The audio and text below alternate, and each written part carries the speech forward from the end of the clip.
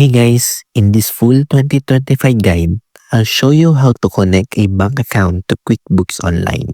Fast, secure, and perfect for automating your finances. First, log into QuickBooks Online and go to the Banking tab. Click Link Account or Add Account. Search for your bank in the list or enter it manually. Enter your online banking credentials to surely connect your account. Select the accounts you want to sync: checking, savings, or credit card accounts. QuickBooks will automatically pull in recent transactions, which you can categorize and match the existing records.